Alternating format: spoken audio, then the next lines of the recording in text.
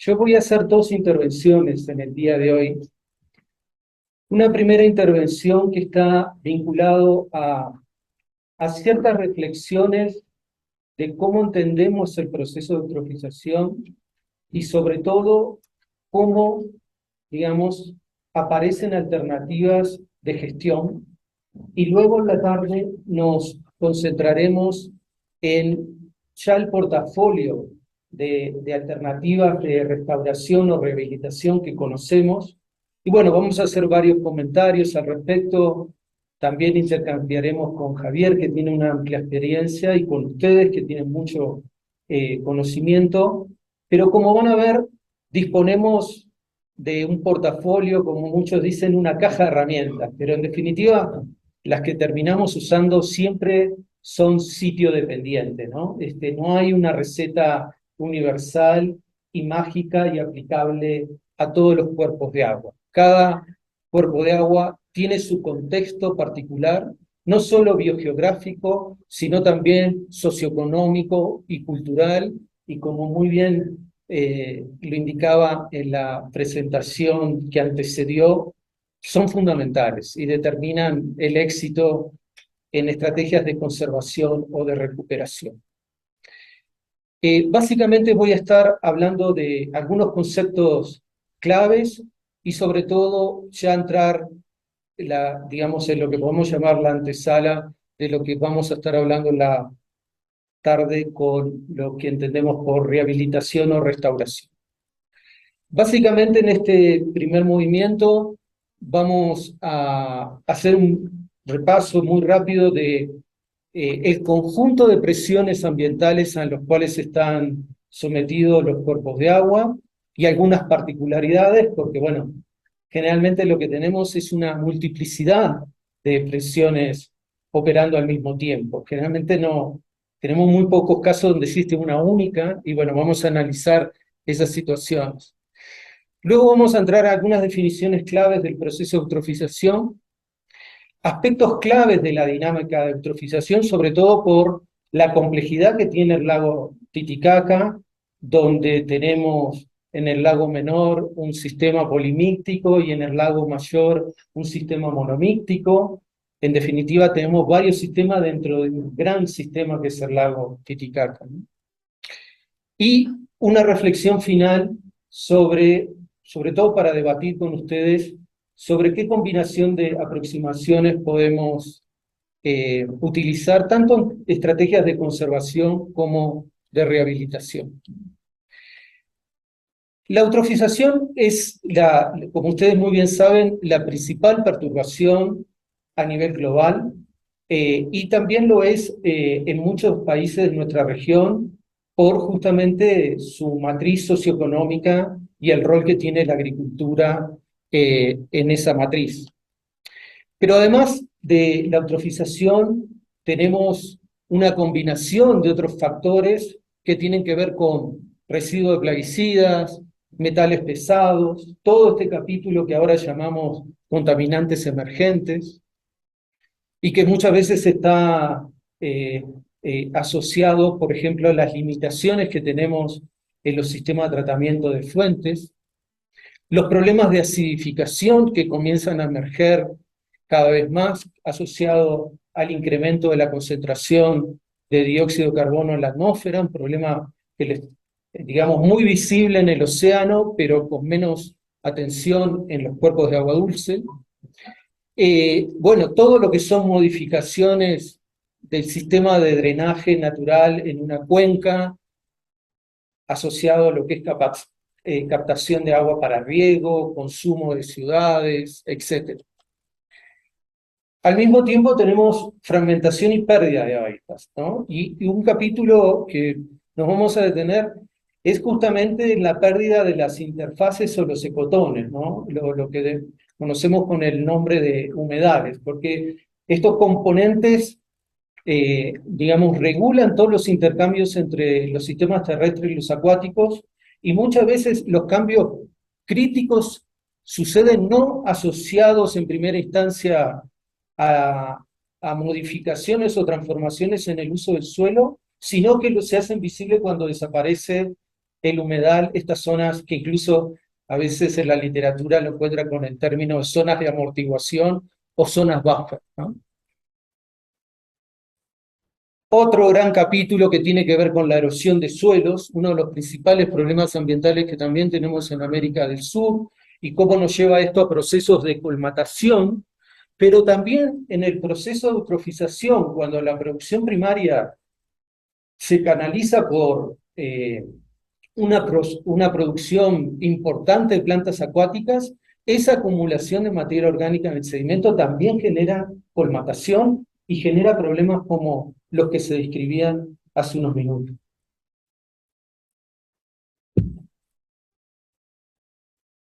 Y el capítulo de la introducción de especies exóticas, ¿no? Tal vez el ejercicio, cuando uno comienza a trabajar en un sistema, es al revés, ¿no? ¿Cuál de estas no está en mi sistema? ¿No? No empezar a chequear cuáles están las presentes, sino es más fácil empezar al revés. ¿Hay alguna que no tengamos en nuestro sistema?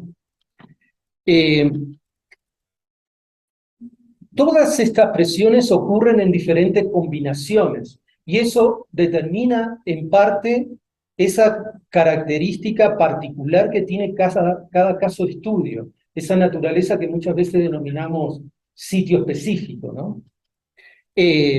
Y eso se suma a lo que decíamos hace un minuto. Esa combinación particular de presiones ocurre en un contexto socioeconómico, cultural y biogeográfico particular. Y uno de los grandes problemas que hemos tenido en el campo de la restauración y la rehabilitación es la extrapolación. Nosotros usamos una expresión a cara de perro, ¿no? Sin tomar ninguna consideración de aspectos fundamentales, como la estructura de la trama trófica, qué ocurre con otros componentes, como la vegetación acuática, las poblaciones de bivalvos nativos o exóticos. Por lo tanto, cada caso de estudio es una singularidad. ¿Eso quiere decir que vamos a ignorar todo el marco teórico que tenemos? No. Lo vamos a estudiar en detalle, pero lo vamos a tomar con mucho cuidado y vamos a tratar de entender cuáles de esos dispositivos nos resultan útiles en el caso que estamos trabajando, ¿tá? Y esto que parece un juego de palabras es en realidad el motivo de la gran cantidad de fracasos que existen en la rehabilitación y en la restauración de los procesos de eutrofización. Por lo tanto, la estrategia que vayan a definir seguramente es una estrategia que va a ser singular y apropiada para el lago Titicaca, o, mejor dicho, seguramente va a haber una estrategia que funcione para el lago menor y otra estrategia que funcione para determinados sectores del lago mayor, porque hay diferencias muy grandes y que vamos a ver condicionan mucho el funcionamiento del sistema. Acá hay dos conceptos que originalmente se definieron a nivel poblacional, a nivel de organización poblacional, que es el de estrés y el de disturbio, pero que también lo podemos utilizar en niveles de organización más complejos como el comunitario o el ecosistémico, ¿no? El estrés es cualquier factor que disminuye el crecimiento o la producción de materia orgánica cuando estoy parado en ese nivel de organización que es el ecosistema. En cambio, el disturbio es cualquier agente que puede ser de origen natural o de origen antrópico que provoca una remoción o pérdida de biomasa.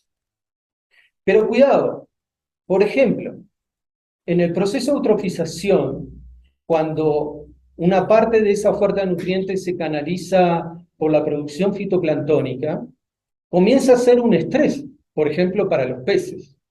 Por ejemplo, incrementa mucho la turbidez.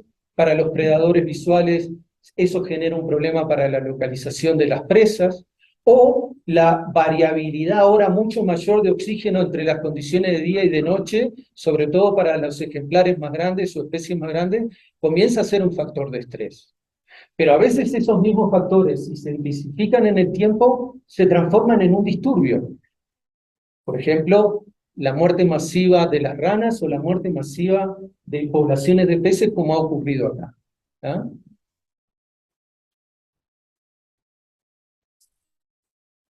Entonces, en el proceso de eutrofización,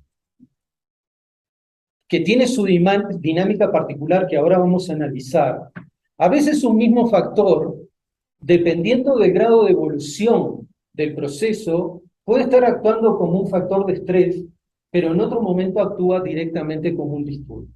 ¿Ah? El mismo factor. Y dos definiciones últimas. En la literatura en español aparecen dos grandes términos, que es el de manejo y el de recuperación. Y dentro de recuperación estamos hablando de rehabilitación y restauración, que voy a explicar en unos segundos qué entiendo por cada uno de estos conceptos. Pero el manejo se refiere a todas aquellas estrategias, planes, que de alguna manera me concentro exclusivamente en las consecuencias del proceso de eutrofización. Remoción de plantas, control de floración excesiva por agentes oxidantes, ¿no es cierto? Acomplejamiento del fósforo en el agua. Es decir, estoy concentrado en las consecuencias del proceso. Cuando estamos hablando, perdón, de restauración o rehabilitación, estamos concentrados en la causalidad del efecto. Es decir, tratando de controlar ese aporte excesivo de nutrientes, sea de naturaleza puntual, sea de naturaleza difusa, o las dos a la vez. O la fragmentación de hábitat, o la introducción de especies exóticas. Este diagrama nos va a permitir justamente distinguir estos dos términos de rehabilitación y restauración. Este es un diagrama que ustedes ven en el eje de las X, la estructura del sistema. Acá podemos estar hablando de diversidad de especies, diversidad, por ejemplo, a niveles tróficos, y acá la función del sistema. Por ejemplo, cuando la producción primaria del fitoplancton es canalizada por los herbívoros. ¿Qué tan rápido cerrado es el ciclo de nutrientes en el sistema? ¿Ah? Cuando, digamos, arriba la teoría de sistemas, al campo de la ecología, que en definitiva es lo que crea lo que hoy llamamos la ecología de ecosistemas, por Eugene Odum, él es el que propone este esquema y parte de este supuesto. Él dice que un sistema, en ausencia de disturbios, tanto de origen natural como de origen antrópico, a lo largo del tiempo ese sistema siempre va a adquirir una mayor complejidad en términos estructurales y funcionales. Y cuando aparece un disturbio, o opera un disturbio, el sistema tiene una reversión, ¿cierto? Se simplifica en términos estructurales y funcionales. Entonces, la diferencia entre restauración y rehabilitación, en sentido científico, obviamente estos términos se usan coloquialmente, es cuando asignamos restauraciones, que cuando podemos llegar a esa configuración previa al disturbio.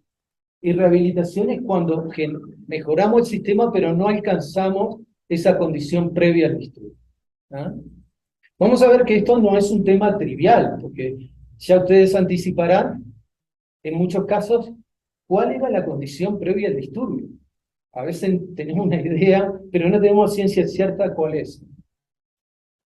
Pero esta visión simple, ya sabemos que es un esquema que en realidad es mucho más complejo, y que esas relaciones tan directas funcionan dentro de un rango de variación de riqueza de especies o diversidad funcional. En realidad tenemos dinámicas muy complejas, no lineales, que dependen no solo del número de especies que se agregan o desaparecen, sino de aspectos que tienen que ver con cuál es su rol trófico, ¿Cuál es su abundancia? ¿Es una especie clave, un ingeniero ecosistémico, o es una especie del montón? ¿Ah? Después, si quieren, podemos explorar más en esto, pero una antesana de que este esquema es muy útil y sobre todo en una interacción cuando están con el ámbito de la gestión, pero no nos perdamos que la realidad es mucho más compleja. Y como ustedes saben, los vínculos entre los cambios estructurales y funcionales de un sistema son muy complicados. A veces tenemos pérdida de un montón de especies y el sistema no muestra un cambio en propiedades funcionales. Y a veces nos desaparece una especie como la rana y el sistema puede cambiar drásticamente. Ahora, independiente de estos aspectos, un punto clave es saber, bueno, ¿cuál era la configuración del sistema antes del disturbio? Y la ventaja que tenemos los que trabajamos en lagos es que los lagos tienen una caja negra, que es el sedimento, ¿no? Que no todos los sistemas lo tienen. Y tenemos un desarrollo muy grande de la paleolimnología que nos permite entender los cambios del sistema en décadas, siglos y miles de años. A veces podemos ir hasta el Pleistoceno o más atrás, ¿no?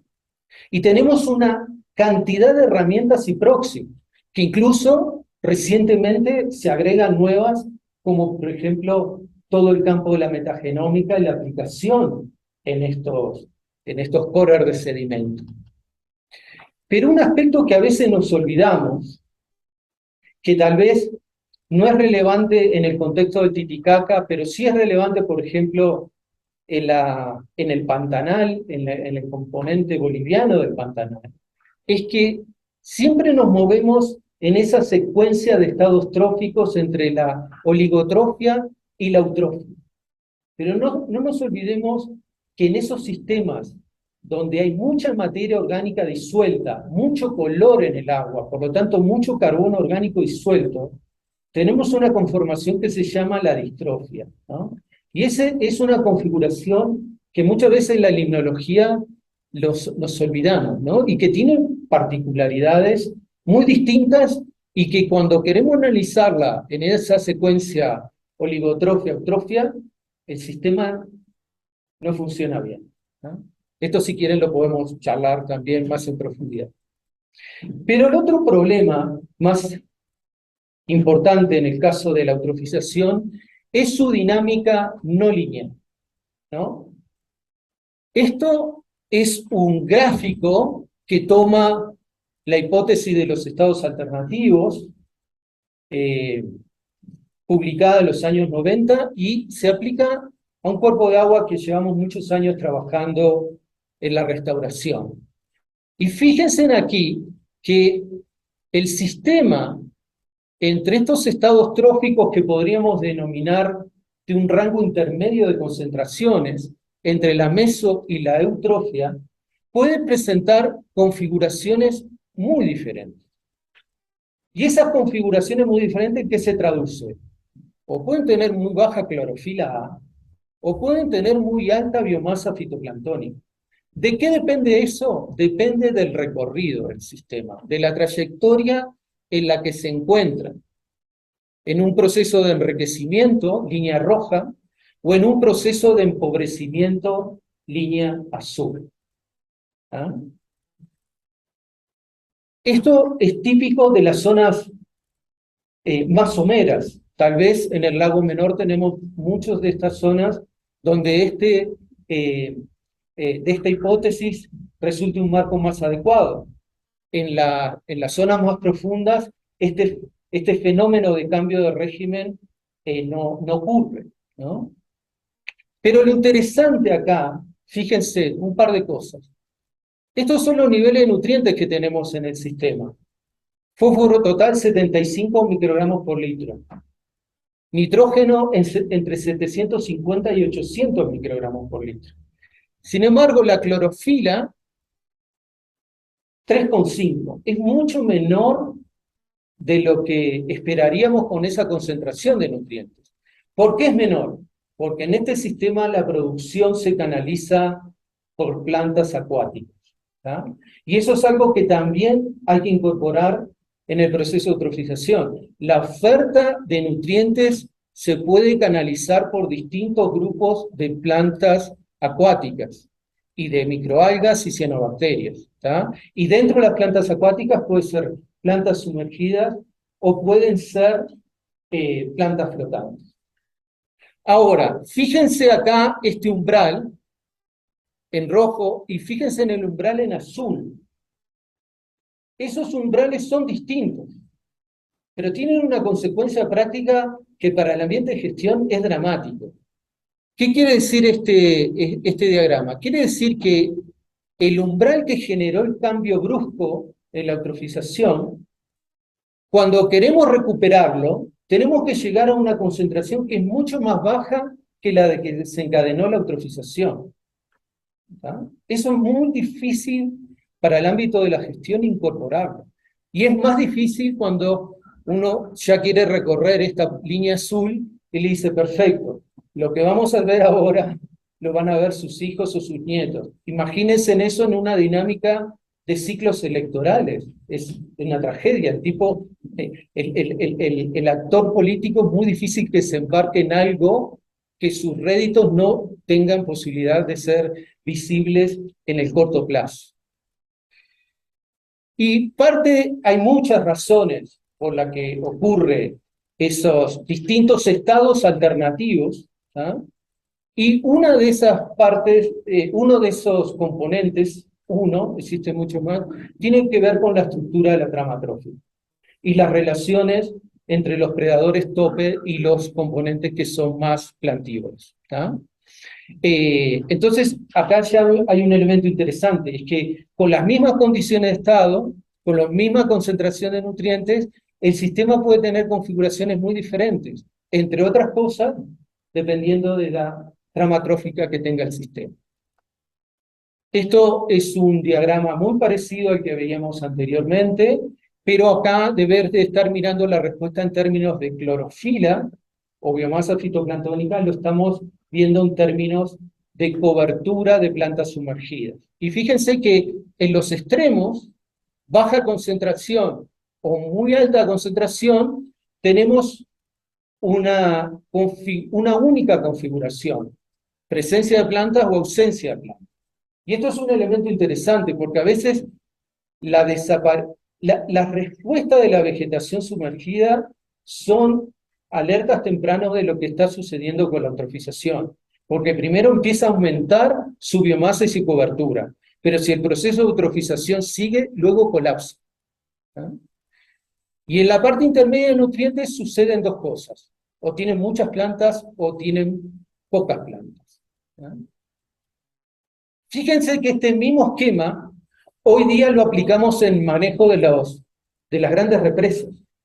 Y esto tiene que ver con cómo manejamos la performance hidráulica. Si quieren, para ser más simple, cómo manejamos el tiempo de retención de esos lagos, de esos lagos artificiales, de esas represas. Cuando tenemos tiempo de residencias muy grandes, lo que está indicado acá como más, eso favorece la ocurrencia de floraciones de cianobacterias. En cambio, cuando tenemos un manejo donde el tiempo de residencia baja, el riesgo de tener floraciones disminuye y tenemos la posibilidad de tener una comunidad más balanceada y con menos interferencias en calidad de agua. ¿Ah? Por último, acá un gráfico seguramente muchos conocen porque este es un trabajo de 1983 que analiza la incidencia de la carga externa de nutrientes en una cuenca y la posibilidad de generar eutrofización. Pero fíjense que eso es dependiente de un atributo que llamamos carga hidráulica, que es el cociente entre el tiempo de residencia, ¿no es cierto?, y el aporte que viene de la cuenca al sistema. Dicho en términos muy prácticos, un sistema, cuanto más somero o menos profundo es, y más alto tiempo de residencia tiene, es más sensible a la eutrofización. ¿Ah? Y cierro con esto. No nos olvidemos que sabemos un montón de cosas, pero también hay patrones que no sabemos la causalidad. Por lo tanto, siempre nos estamos moviendo dentro del mundo probabilístico, no estamos en un universo determinista donde conocemos todas las relaciones causa-efecto. ¿Ah? Pero a pesar de que estamos en un esquema probabilístico, tenemos un desarrollo en este momento, sobre todo por el avance del aprendizaje automático, la inteligencia artificial, que hoy nos permite procesar una cantidad de información como no sucedía antes. Imagínense si ustedes desarrollan un proyecto y tienen la posibilidad de hacer un análisis exhaustivo de series temporales largas con imágenes satelitales para ver patrones espaciales de nivel de clorofila. No solo tienen la variación temporal, tienen la variación espacial. Y eso hoy día tenemos no solo las herramientas para poder observar y tenemos los bancos de datos hacia atrás y que son libres, sino lo más importante es que tenemos herramientas para analizarlo. Incluso más. A veces tenemos grandes dificultades de aplicar modelos como el SWOT, ¿no? Que nos permite predecir cargas de entrada de nutrientes o contaminantes.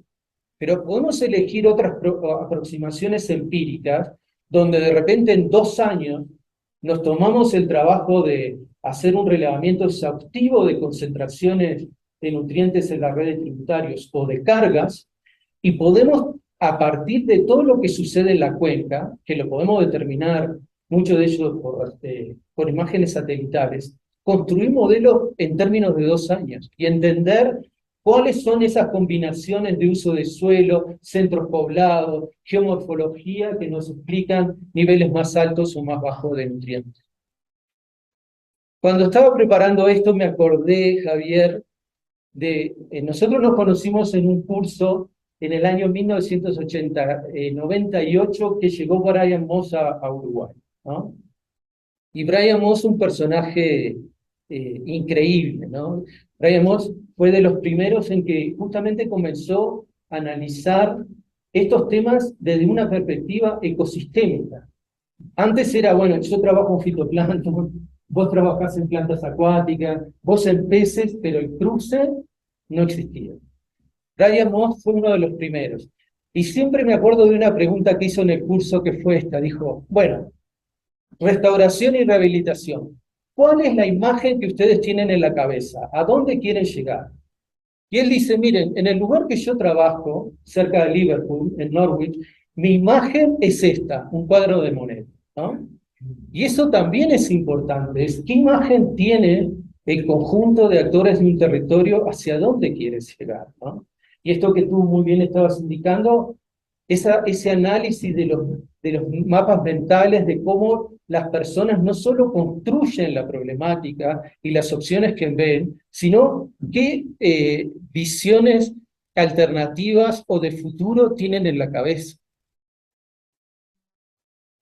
Y obviamente, hoy día existe un desarrollo enorme, lo vimos en en el primer tramo del día de hoy, entre justamente todo el portafolio de bienes y servicios que nos brinda un lago y los componentes del bienestar humano, ¿no? Que son múltiples y muy sofisticados. Pero acá, y cierro con esta reflexión, acá hay algo que hay que pensar con cuidado.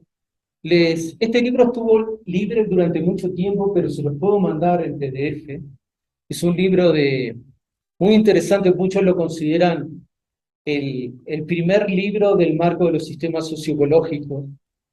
Y tiene una tabla, que obviamente no la van a ver, pero se las cuento, que contrasta 3 grandes paradigmas. El manejo de recursos naturales, el manejo ecosistémico en el centro, y lo que se llama el manejo, la administración y cuidado, ¿no? Es este término stewardship, que es muy difícil traducirlo en español en un único término, basado en la resiliencia. Y vean después la tabla, pero hay un primer punto fundamental, un parteaguas. Yo estoy tomando como objetivo de restauración y rehabilitación una configuración del sistema que observé en el pasado. Yo quiero llegar al lago Titicaca que conocieron en los años 60 o 70, o tengo que construir un nuevo objetivo, una nueva visión sobre ese ecosistema en función de todas las transformaciones que ocurrieron, pero también entre todas las necesidades que pasan por conservación, por mantener la calidad del agua, por producir alimento, etcétera, ¿no? Esa tabla les habla mucho, ese es el primer punto, les habla mucho de cómo trabajan con los actores, cómo los incorporan, pero les va a ayudar porque muchas veces dicen, no, me embandero con el manejo ecosistémico. Bueno, cuidado, el manejo ecosistémico quiere decir todo esto, ¿no? Y a veces lo usamos de forma muy ligera.